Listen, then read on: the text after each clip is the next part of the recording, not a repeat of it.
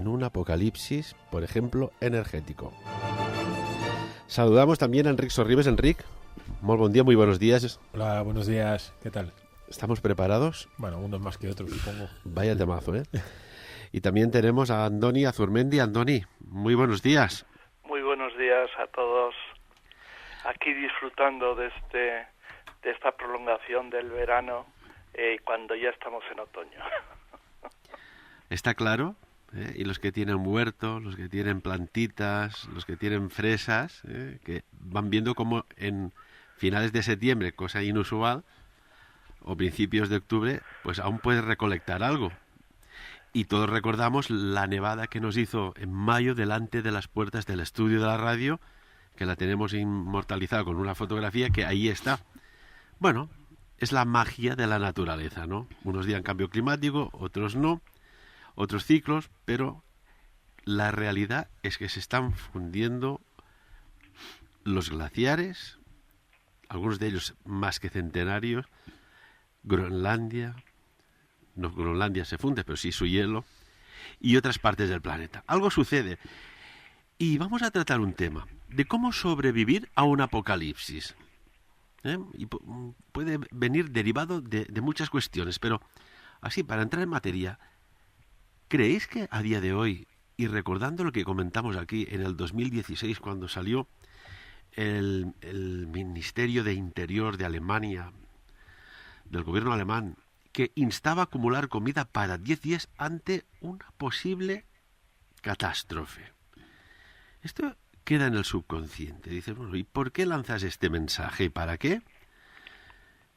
Y más, bueno, pues un país que está muy recto, que saben lo que quieren, como todos, creo yo, pero que sin crear alarmismo nos lo dijo su Ministerio del Interior de Alemania.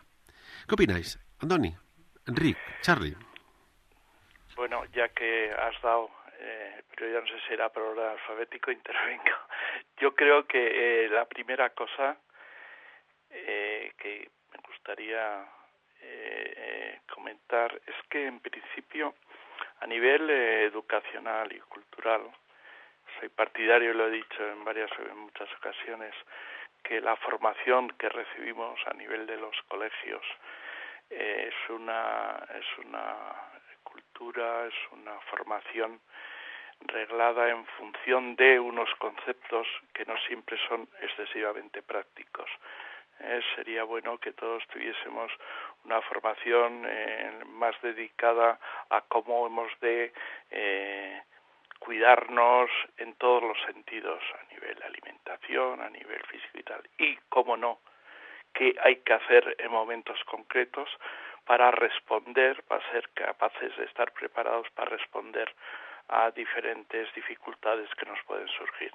Si realmente llega un momento en que hay un cierre eléctrico y nos quedamos bloqueados, pues lógicamente habría toda una serie de cosas que si nuestras costumbres todos las hubiésemos tenido desde muy pequeños, pues esta respuesta no dejaría nunca de ser un problema, porque estar 10 días sin electricidad, aunque no sea más que eso, porque eso vendrá motivado por algo más, ya es realmente un problema, pero sí hemos tenido una serie de cosas que estamos preparados, como tener ya siempre una reserva de unos elementos que no son perecederos, que nos pueden servir, y después porque vamos a hacer, según pasen los días, vamos a tener que hacer frente a unas circunstancias tales como todos esos productos que tenemos congelados, que el primer día pueden ser útiles, el segundo también, o pueden dejarse y gastaremos el fresco, pero llegará un momento que esos productos se estropearán. Y una vez que estén estropeados, hemos de deshacernos de ellos o intentar en esos primeros días sin luz, intentar cómo podemos utilizar sistemas como la sal o como el vinagre o cómo poderlos conservar para tenerlos más adelante, porque no se sabe en principio cuántos días durará la circunstancia. Luego el primer punto, tenemos un déficit importante en nuestra formación como personas, que sería bueno que esa educación que recibimos desde pequeños pues cada vez fuese más a mirar las necesidades del futuro como seres humanos, y yo lo baso mucho en la salud, pero esto formaría parte de poder tener salud esos días si hemos de sufrirlo. Sí, compañeros. Enrique, cuéntanos. Mira, a ver, bueno, yo creo que nos costaría, pero nos adaptaríamos. Yo creo que el primer momento sería de shock, esa situación de dónde estoy, qué pasa, pero yo creo que cuando fuéramos conscientes de que es una situación que se va a alargar en el tiempo, no sabes si un día, 5, 10, yo creo que no sé decir, nuestra genética o nuestro subconsciente se pondría a trabajar y buscaría no sé, probablemente en lo que se hacía antaño y se buscaría solución. Al final, yo creo que es más importante tener acceso a agua potable que a otra cosa. Es decir, al final, el tema alimenticio digamos, de comida sólida 10 días es solucionable, ese no sería un problema. Si fuera invierno crudo, sí que podríamos tener problema en cuanto a capacidad de generar calor, pero bueno, probablemente ropa de abrigo todo el mundo tendría en casa, con lo cual eso tampoco sería un problema. Y el principal problema sería el acceso al agua potable. Entonces ahí sí que se tendría que, de alguna manera, proveer de agua potable o tener la capacidad, al menos, no sé si de hervir agua, ¿no? Para intentarla potabilizar. Lo que pasa es que si no hay energía, pues probablemente sería difícil poder potabilizar el agua. Pero en un plazo de 10 días, la parte más complicada yo creo que sería la parte de hidratación. El resto de factores, 10 días, no lo veo complicado y creo que todo el mundo al final sería capaz de sobrevivir a una situación como esa. ¿Podemos resistir más días? ¿Podemos sobrevivir más días sin comer que sin beber? Es curioso, ¿eh? El cuerpo está adaptado, que tenemos estas reservas y puede tirar de ellas, pero de agua máximo 5 días. Está 5 días sin beber agua y ya empieza un colapso orgánico. Charlie, ¿tú has vivido alguna vez alguna situación de este tipo? No, por suerte no. Por suerte no lo he vivido, pero es un poco complicado. Todo depende de los conocimientos que se tengan, ¿verdad? Por eso lo que primero habéis mencionado, lo interesante sería que en las escuelas ya se iniciara este tipo de supervivencia. Yo recuerdo antiguamente los Boy Scouts pues ya lo practicaban estas cosas y lo estudiaban. O sea que un poco complicado. Porque claro, vamos a hacer una hipótesis. Nos despertamos y dices, caray, qué raro, no suena el despertador. Uy, qué raro, no va el interruptor. Uy, qué mal huele la cocina. Algo se está empezando a pudrir, se está empezando a descomponer en la nevera. Y no hay luz. No hay sistemas de comunicación. Vas a poner las noticias y no te llega la radio. No hay televisión. Hasta que se reorganiza todo. Yo me pregunto si los países están preparados, supongo que unos más que otros, para un evento de este tipo.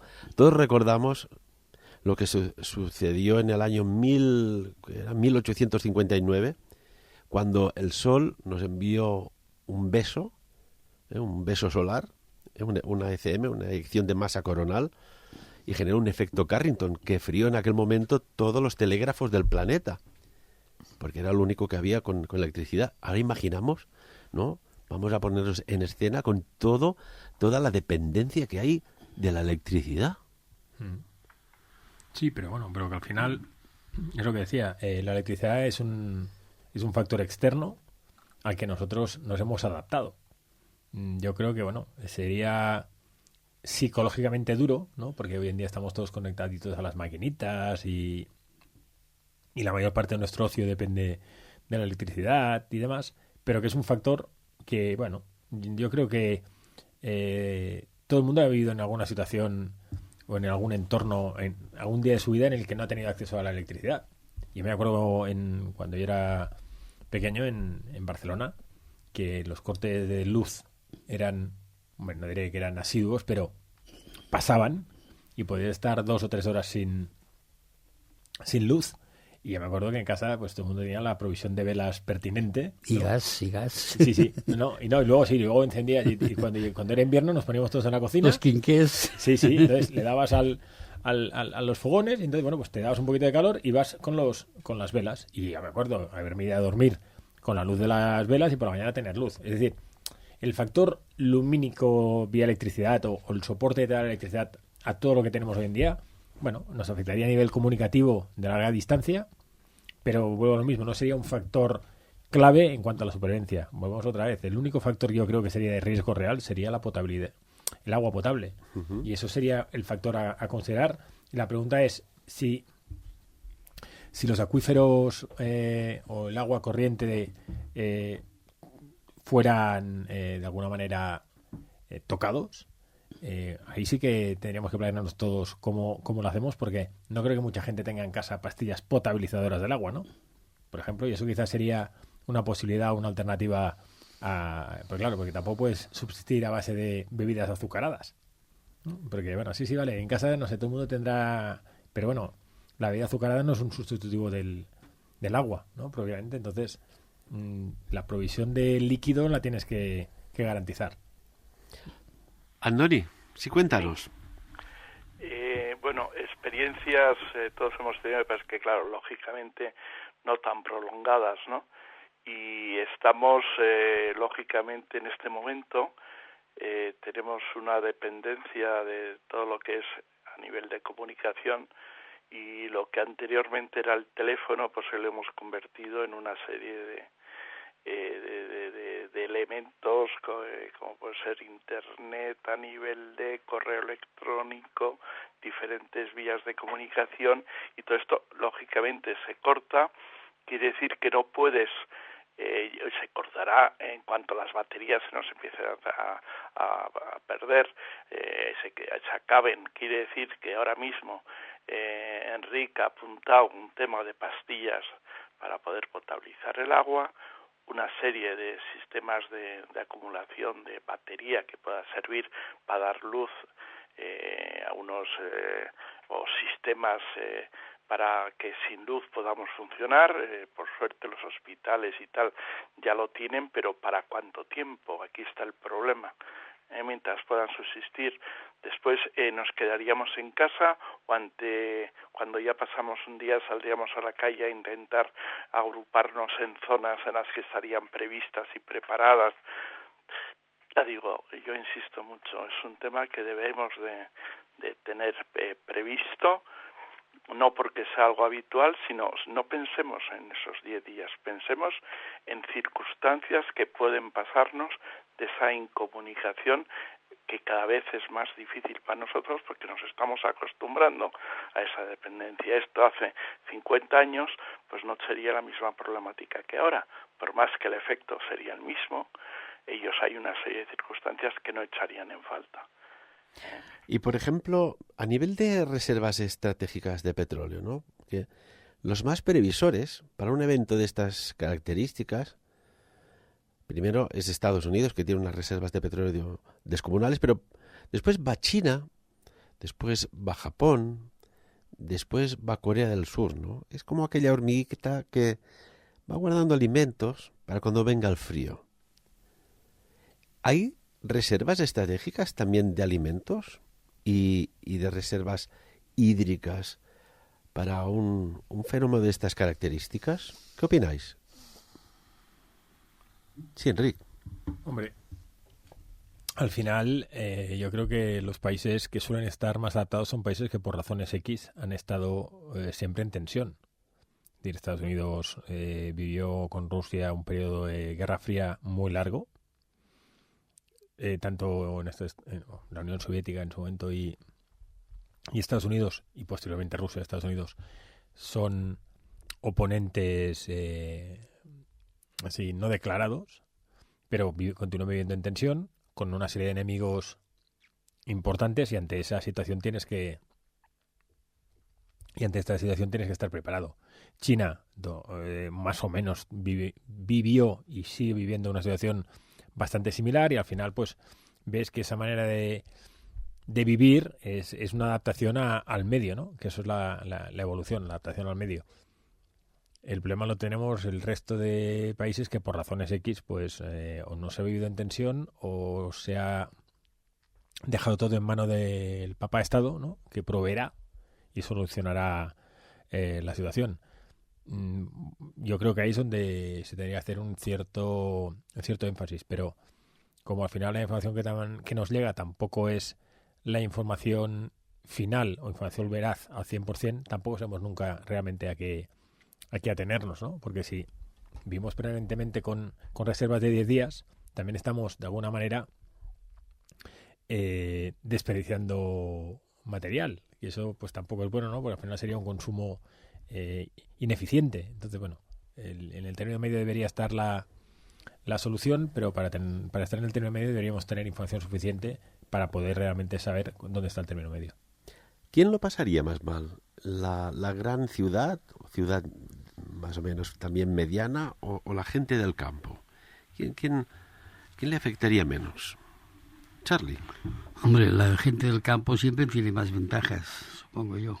Vaya, que la gente de ciudad es mucho más complicado, sobre todo para el reino vegetal, para incluso el agua, pero habría otros procedimientos, ¿no? Supongo, no sé, por ejemplo, se ha hablado que si los orines pueden transformarse en, no sé, provocar un circuito cerrado, ¿no? No sé, hoy día se está hablando sobre esto también, ¿no? Ha habido casos, por ejemplo, gente en desiertos que han estado muchos días con técnicas de plásticos con el sol y hacer agua y filtrar los orines incluso, o sea, no sé. ¿Habéis visto alguna vez algún capítulo creo que se titula El último superviviente? Sí. Bueno, claro, estamos hablando de un hombre que entrena fuerzas especiales, ¿no? Del ejército norteamericano, pero realmente con un cuchillo y un poco de experiencia se sale de unas situaciones increíbles, ¿no? Y una cosa, la que hizo era esto, ¿no? Es decir, me pongo a prueba en un desierto a ver cómo puedo sobrevivir, y una era beberse su propia orina. Exacto. Claro. Es decir, mueres deshidratado claro. o lo intentas y coges a lo mejor algún tipo de infección. El dilema, ¿no? Es un mal menor, ¿no? Sí, pero es como todo, decir, en la situación límite yo creo que todo el mundo reacciona de manera límite. El ejemplo es en las culturas de Sudamérica, en zonas donde la proteína no existía, la proteína venía de los invertebrados. Y estoy hablando de hormigas, estoy hablando de saltamontes, estoy hablando de cualquier animal que aquí seguramente nos generaría un poco de rechazo, ¿no? En China, comer cualquier tipo de reptil es lo más normal del mundo. Entonces, yo creo que la adaptación al medio, lo que decía antes, es fundamental. Y en situación límite estoy convencido de que todo el mundo encontraría una posible solución al problema. En el caso del programa televisivo que comenta Ferran, El último superviviente, si no me equivoco, este tío es de los SAS, creo que era británico, me parece. Pero bueno, si ves lo que come y lo que hace, bueno, aparte que está todo, evidentemente, de alguna manera, hay un argumento detrás y hay una trama, porque evidentemente solo tienes que pensar que hay un cámara que le está filmando. Entonces el cámara de momento hace lo mismo que él y encima con la cámara. O sea, bueno, está bien, ¿no? Lo que es evidente es que gente está preparada para eso. Yo me acuerdo cuando yo estuve haciendo servicio militar, que tenía los GOES, un batallón de los GOES al lado, y a los GOES le dejaban una semana con un cuchillo en medio de la montaña y ya volverás. Vale, al final lo que decíamos, no te adaptas al medio. Yo me acuerdo que, bueno, pues hacían trampas y cazaban conejos y sí, luego entre ellos lo explicaban y luego llegaban y cogían pólvora y la hacían volar. Bueno, al final yo creo que la necesidad es la que hace que al final acabe reaccionando, ¿no? En situaciones, o sea, eso, la crisis siempre es el periodo aquel en el que luego hay una mejora importante porque te has tenido que espabilar. Entonces, yo creo que en situación límite es cuando la gente saca todas aquellas capacidades que en situaciones normales pues o están dormidas o no creemos que las podemos hacer, ¿no? Y por ejemplo, a nivel de supervivencia de salud, ¿no? ¿cuántas casas, me pregunto yo, tendrán el botiquín mínimo, mínimo completo? Véase tiritas, yodo, antihistamínicos también, antitérmicos, los famosos paracetamoles, etcétera, etcétera, etcétera. O incluso algo tan sencillo, un par de cajas de velas, un par de cajitas de velas. Estamos en el tema de ese kit elemental que todos deberíamos de tener, ya no digo para 10 días, pero sí para subsistir 1, 2, 3 días, por si acaso, sobre todo en temas como has hablado de alimentación, las velas elemental, y luego también, pero ya digo, esto forma parte de esa formación que deberíamos de tener intrínseca y todos deberíamos de tener. Antiguamente después llegaba la mili, igual en la mili se podría hacer, hoy no existe, no quiero decir que tenga que volver, sino que igual, mira Suiza, hacen una especie de reciclajes cada X años, y los utilizan para otros sistemas, pero bueno, todo lo que sea, si tenemos una formación en la que eso forma parte de la casa, así como tenemos un boletín eléctrico, pues igual tenemos que tener otros boletines formados de ese botiquín necesario para sobrevivir. Después hemos de pensar también que estamos pensando que estamos en casa y no pasa nada, pero claro, el momento en que se corta la luz, y dura ahí toda una serie de circunstancias, los ascensores se han parado, cuánta gente se ha quedado dentro de los ascensores, cómo salen. En las casas también hay personas que están conectadas a un sistema de oxígeno, de bombeo de aire, etcétera, etcétera. Eso desaparece. Porque claro, no están en el hospital, porque en el hospital se entiende que tiene una forma de poder abastecer de electricidad con un sistema de emergencia, ¿no? Con motores de gasoil, etcétera, pero en las casas eso no lo tenemos. Entonces todas esas personas que están conectadas a la electricidad no solamente para disfrutar de cosas, sino para pura necesidad, como puede ser un tema de salud, pues esas personas tienen un problema terrible que habrá que hacerles llegar inmediatamente a un centro de salud. Pero claro, eso cuando pasa en todas las casas y todo el mundo se tiene que mover a la vez y hay que atender a las personas que han sufrido, porque también, que no sé, sin electricidad puede haber problemas, los semáforos han parado, a nivel de circulación ha habido problemas, es muy amplio, porque en el momento en que la electricidad desaparece, pues hay toda una serie de circunstancias que pueden promover muchas situaciones desde trágicas a más usuales, ¿no? Porque claro, aquí planteamos, pues mira, nos cogen casita, tenemos más o menos ropa de recambio, algo para sobrevivir, pero hay un elemento muy importante que supongo, y Estados Unidos sé que lo tiene, es un protocolo de actuación en caso de invasión zombie. Y entendiendo zombie no muertos, que se levantan de la tumba, sino gente desesperada, medio muerta de hambre, que busca fuente de energía, es decir, fuente de alimento. El CONOP 8888 es un protocolo que tiene el ejército norteamericano en caso de un desbarajuste de estos. Y me viene a la cabeza una película que recomiendo que se vea, porque a veces las cosas tienen ciertas derivas. Experimentos científicos, manipulación genética de virus, bla, bla, bla, bla, bla, bla. Para que entremos más en escena, ¿os parece que pongamos un fragmento de Guerra Mundial Z? Vamos allá. Sabemos que el avión ha tomado tierra. Ya, ¿estos son raíces? Que le habían denegado el permiso. ¿Qué es? La estatua de la libertad de un muñeco. Habían declarado la ley marcial. Papá, ¿qué es la ley marcial?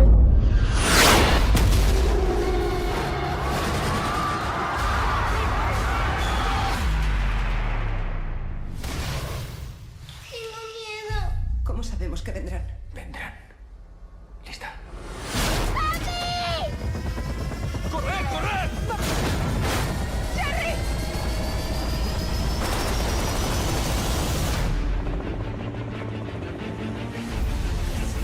Es a escala mundial. ¿Sabemos cómo combatirlos? La costa este perdida. Moscú sigue con el bloqueo. La vida tal como la conocemos llegará a su fin dentro de 3 meses. De nosotros depende evitarlo. No dejaré a mi familia. No piense que su familia es inmune. cuando hablamos del fin de la humanidad. Jamás os dejaría, pero tengo que ir. Yo protegeré a las niñas.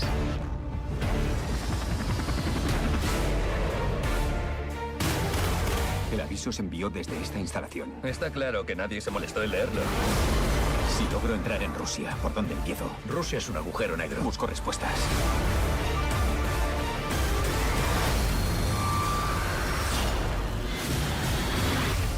Las armas apenas sirven, ¿Está usted con la CIA? pero ellos conmigo no.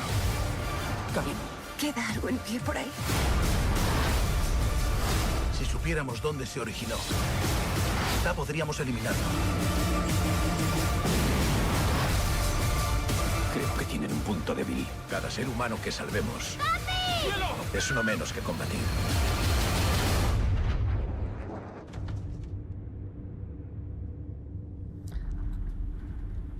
Caballeros, porque ahí, lo que decimos, ¿no? La gente desesperada porque busca comida. Pero después hay otro que vendrá de antesala. Las bandas organizadas que ya en tiempos normales operan, los delincuentes, ¿creéis que pasarían a cooperar para solucionar pues un evento de estas características?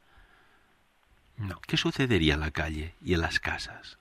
A ver, yo creo que, por desgracia, el ser humano, al menos en lo que es Occidente, tiene tendencia a ser un sujeto bastante individualista, entonces, o dar soporte a un clan concreto. Entonces, probablemente yo dudo que la fase colaborativa de todos con todos tuviera mucho éxito. Probablemente las bandas estarían actuando en grupúsculos, que sería lo normal, y entonces lo que tendría que hacer todo el mundo es intentar buscar un grupúsculo donde se sintiera cómodo y donde hubiera pues posibilidad de supervivencia. Luego ya dentro de cada grupúsculo pues ver si hay posibilidad de cooperar con otro grupúsculo, entonces pues, intentar hacer un grupo más grande, ¿no? Pero la colaboración directa per se yo creo que sería muy difícil. Andoni, Charly, sí. Hemos de pensar que actualmente cuando hay algún problema vemos que se llega al pillaje, etcétera, etcétera. Esto está pasando en países actualmente, en países donde ha habido alguna problemática concreta y la gente salta a la calle y se aprovechan de la circunstancia, ¿no? Esto sería una de las primeras cosas que se podrían ver. Más aún cuando resulta que tenemos una carencia en nuestras casas, pero sabemos que en el supermercado tendríamos lo que se necesita. Entonces, las cajas no podrían registrar, o sea, ¿qué quiere decir? Que el sistema normal que podía tener el supermercado para dar abasto, para poder cumplir como vendedor, quizás quedaría colapsado y entonces la gente pues entraría a acceder, porque cuando a la persona no le satisfaces su necesidad, pues se la toma por su cuenta, aquí seguramente. Entonces hemos de pensar en otro problema. Yo antes hablaba de problemas a nivel sanitario, ambulancias y sanitario, pero ahora entramos en otro problema de orden social, como tú decías, ¿qué pasa en la calle? Pues la calle es muy posible que el primer día no estuviese, pero a partir del segundo día es posible que empiecen a salir personas, unas por pura subsistencia para poder sobrevivir, que harán lo que tengan que hacer, y otras porque lógicamente se van a preocupar de intentar, como sea, acumular lo que después puedan vender y puedan sacar un provecho extraordinario, que esto siempre pasa. Entonces, yo creo que el comportamiento en la calle, según vayan pasando los días, lógicamente, las tiendas, personal tendría que salir de allí, pues a sus casas, quedaría desprotegido para el pillaje, para el vandalismo, etcétera, etcétera. Las Fuerzas Armadas, la policía, ¿qué puede hacer ante esto? Pues bueno, en un principio hará lo que pueda, pero también hay que pensar que ellos también quedarán mimbados en sus posibilidades, que también tienen problemas de resolver pues el transporte y toda una serie de circunstancias. Hay que pensar que han de salir, primero es que estamos pensando que hay muchísimas puertas automáticas que quedarán bloqueadas, no se podrán abrir. En fin, hemos de pensar en temas tan amplios. Según nos vamos metiendo, vamos descubriendo dificultades que pueden surgir, que no es un tema de unos minutos ni de una hora, si estamos hablando ya de un día, de 2, de 3, de hasta 10. Entonces, por desgracia, yo creo que no podemos ser optimistas, sino ante una causa de estas no nos queda otro medio de ser realistas y pensar que habrá que hacer frente a un caos en todos los sentidos y que no estamos preparados seguro para resolverlos, y que esto nos podía hacer pensar en que realmente hemos de tener una preparación para que al menos los primeros días podamos salir adelante lo mejor posible, y el resto pues Dios proveerá, como dice el otro. ¿Le quieres aportar algún dato, verdad? No, digo que todo este tema pues tiene una solución, sobre todo es en la educación escolar. Ahora estamos intentando ponerle parches a todos estos problemas, pero más que los parches, yo creo que hay que buscar el problema de raíz. Y la raíz está en la educación escolar. O sea, todos estos temas son los que se tendrían que priorizar sobre otros en las escuelas. ¿Quieres para decir que esto que ya prevenir ya? Más allá del típico simulacro de incendio... Sí, bueno, esto como un parche está bien. Como parche está bien. Pero el problema hay que cogerlo de la raíz, y la raíz está en la educación, simplemente. Y por ejemplo, salía la palabra ley marcial, ¿no? Una ley marcial comprende muchas restricciones. Por un lado hay un toque de queda, por otro lado hay una restricción a las libertades de expresión. Hay la confiscación de armas de fuego. Hay, por ejemplo, también en momentos determinados la eliminación de la propiedad privada, ¿sabes? Hay otros datos, incluso si tienes tú tus reservas, y hay la ley marcial, te pueden exigir que des tus víveres, tus reservas, para pues las fuerzas de lo que sea. Hay muchos elementos. Después puede haber detención de personas o encarcelamiento bajo criterios de la mínima sospecha. ¿Cómo creéis que sería la vida durante, no sé, vamos a prolongarlo 3 meses ya? Tan solo 3 meses bajo una ley marcial para evitar lo que sería el apocalipsis en muchos campos. Sí, Enrique. Bueno, me voy a permitir ser malo. Una parte de la ley marcial en Cataluña y en España se ha vivido o se vive. Entonces, una parte de esa ya la tenemos encima de la mesa. Porque como la libertad de expresión ya no existe, las prisiones preventivas se aplican cuando alguien considera que se tienen que aplicar, y los indultos también se dan a dedo. Entonces, bueno, una parte de ley marcial o no sé, ¿no? Eso ya se aplica, eso sería lo primero.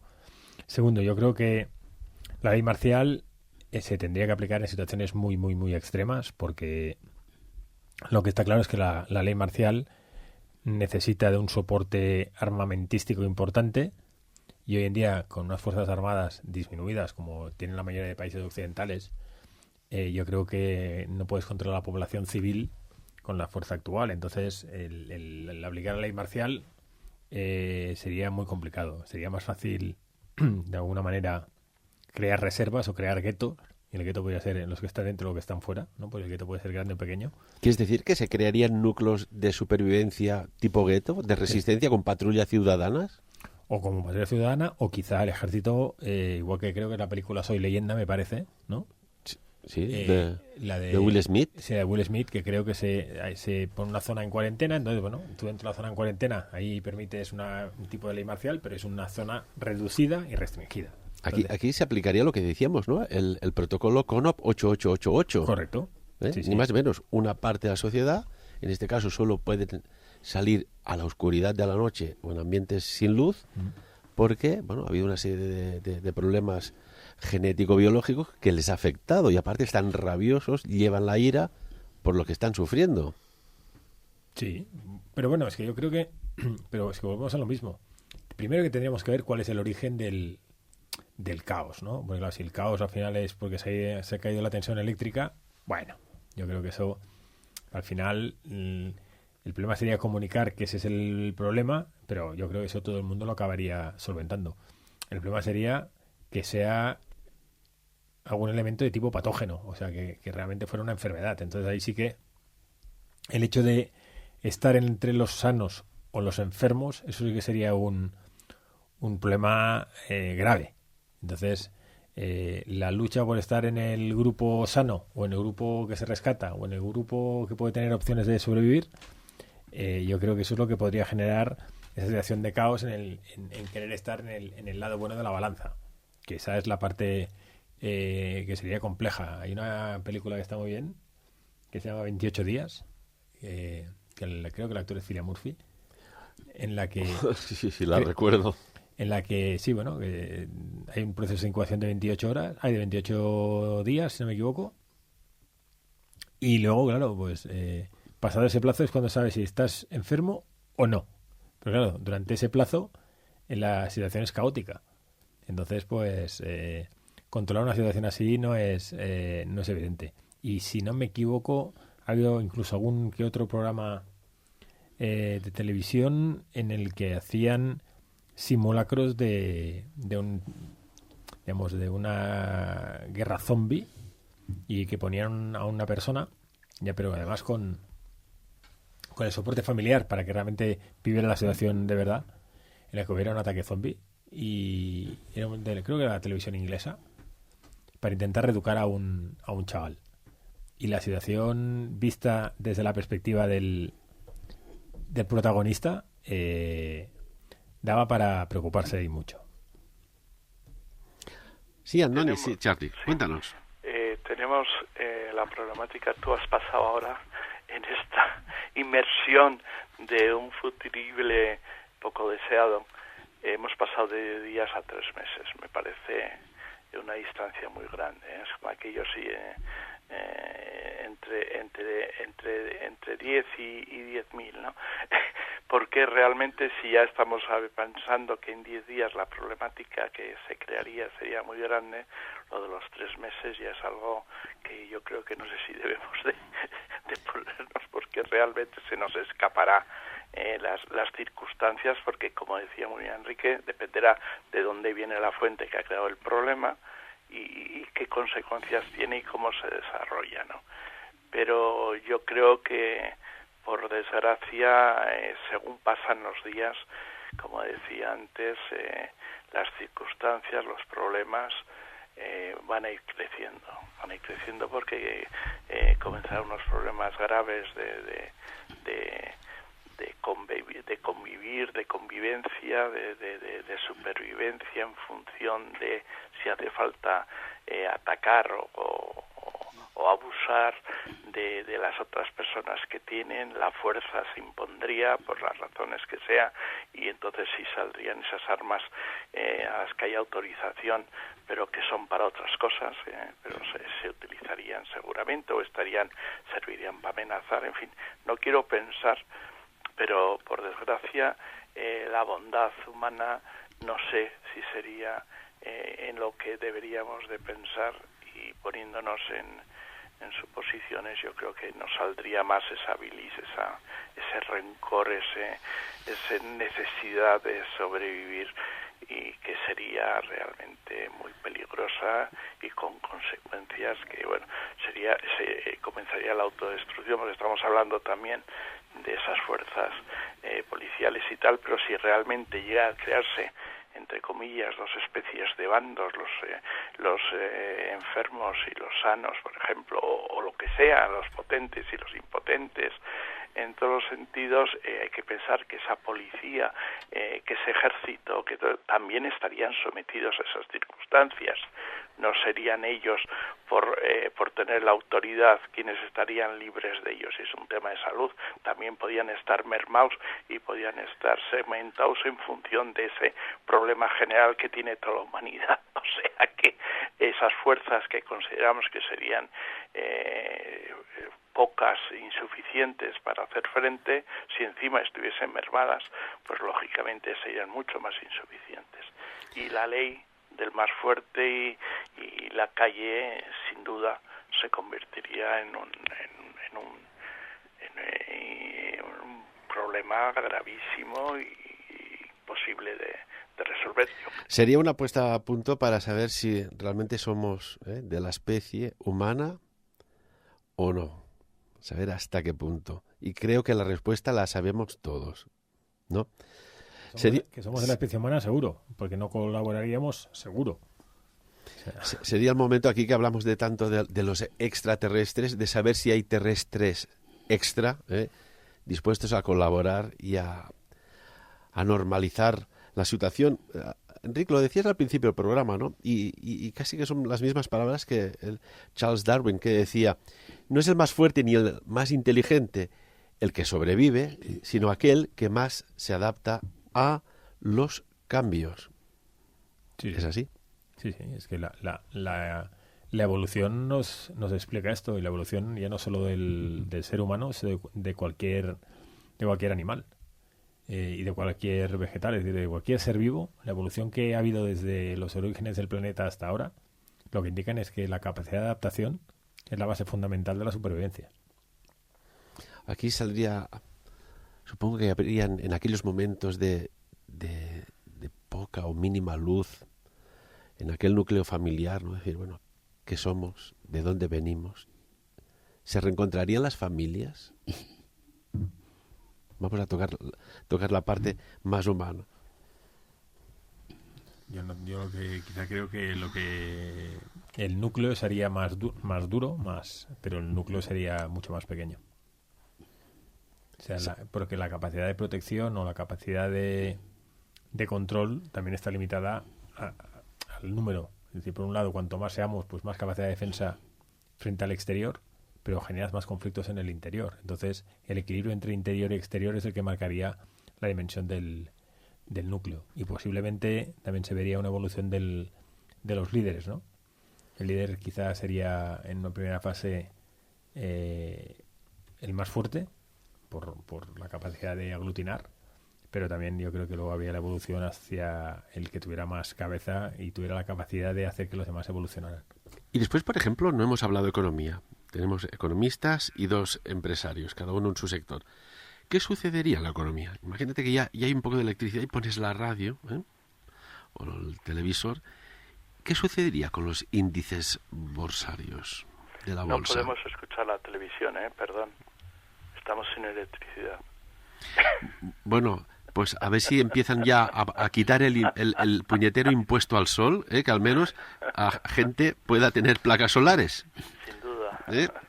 A ver, después tendremos que ir a estirar la oreja. Oiga, usted puso un impuesto al sol, ¿no? ¿En base a qué? Mire cómo estamos y mira cómo podíamos estar. No, pero por ejemplo... La economía, la bolsa. A ver, si tuviéramos un colapso de 10 días, las bolsas del mundo se van a la calle todas. Es decir, el colapso financiero es total. Y total es porque no hay vuelta atrás. Entonces sería empezar desde cero, porque significa que nadie ha ido a trabajar.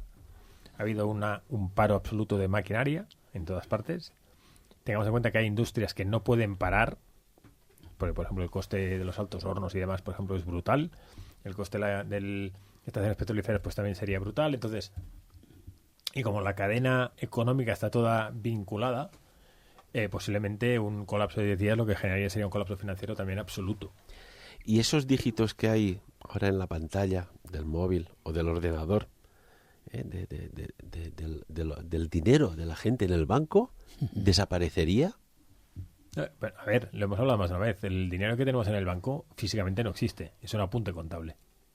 O sea, nosotros cuando pagamos con tarjeta es porque yo creo que alguien va a hacer frente a mi pago por el dinero que tengo en el banco, y el que recibe el dinero es porque cree que alguien le va a satisfacer ese dinero mediante la tarjetita de plástico. Es un tema de credibilidad. No lo olvidemos. Si todo el mundo quisiera disponer de su dinero, sería imposible, porque ese dinero físicamente no existe. No existe. Y no hay ningún soporte de materia prima, oro, plata o materiales o piedras preciosas que dé soporte al dinero que mueve la economía. Rápidamente, nos queda un minuto de programa. Azur, cuéntanos. Yo insisto a nivel de resumen, aprovechemos esta reflexión que estamos haciendo para pensar que hemos de influir todos en lo posible para que la educación que se da a nuestros hijos y nuestros nietos sea mucho más práctica que la que es hoy en día. Charlie. Bueno, sobre la economía. Rápidamente. Pues paso palabra. No sé, me habéis cogido el momento. Pues amigos y amigas, hoy hemos tratado un tema que ahí está, que haremos lo posible para que no suceda jamás. Pero de darse el caso, les lanzo la pregunta, ¿están preparados? Y me viene una fábula que decía para las personas, que algunas con edad avanzada ya habrán vivido un susto de estos, aquello que dice que amo las cicatrices, ellas me recuerdan que fui más fuerte que aquello que me hirió. Como siempre, amigos y amigas, que cada uno saque sus propias conclusiones. Charlie, Enric, Azur, a los tres, muchísimas gracias. Adiós. A vosotros. Adiós. Sapiens, el programa de la neodivulgació informativa.